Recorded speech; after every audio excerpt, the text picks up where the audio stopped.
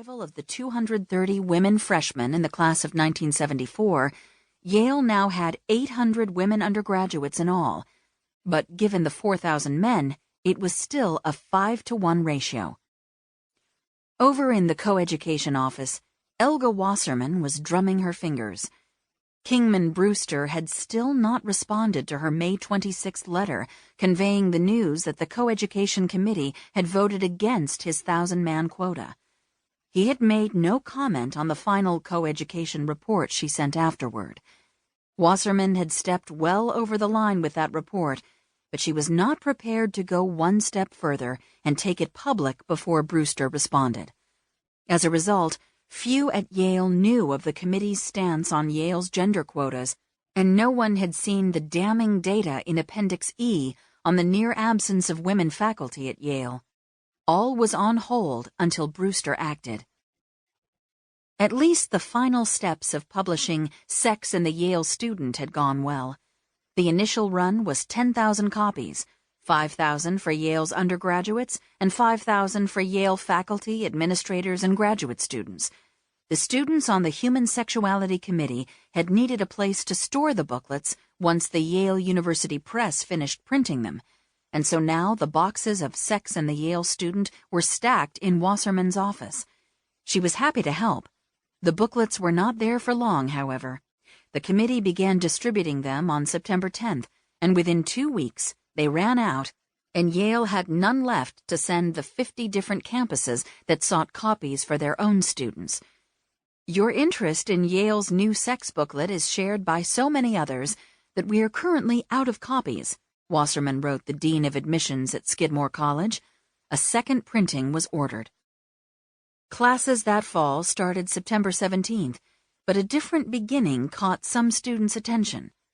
Flyers advertising the Sisterhood's first meeting of the year were papered all over campus.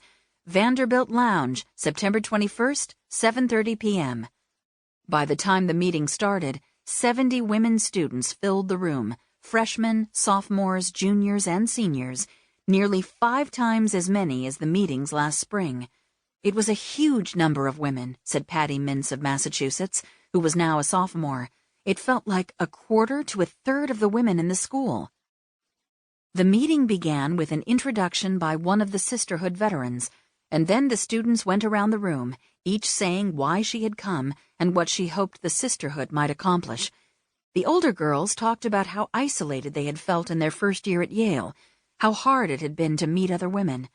The freshmen in the class of 1974 had only been there a week, but they were already realizing the challenge. It was one thing to read about the ratio before coming, and quite another to experience it firsthand.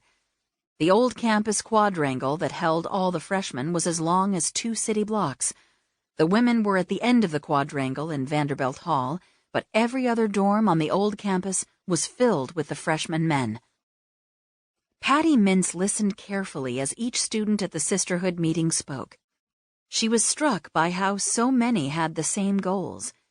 After a year at Yale, she knew how many differences divided Yale women, yet that night there was so much coherence and unity even though we were very different people. 40 years later, Patty would look back on that meeting and say, "It was really one of the 5 most powerful experiences in my life." The group was enthusiastic about continuing the Sisterhood's consciousness-raising sessions, but the girls were also impatient for change. Most Yale men believed that coeducation is something that happens to women, one sophomore woman observed later that year. It was long overdue for coeducation to happen to Yale. Students brought up the need for more women's studies courses. Some observed how they had spent a whole year at Yale without being taught by a single woman professor. Others mentioned the lack of decent career guidance for women, the long waits to get an appointment with the Sorrells at the Yale Sex Counseling Service, the need for more than one self-defense class. Subcommittees were formed to take action. Of all the issues raised by the girls in Vanderbilt Hall that night, the one they ranked highest was this one: Yale's gender quotas in admissions. Until that changed, women students would remain a small minority at Yale, and thus robbed of a voice in every other issue that mattered. The Sisterhood formed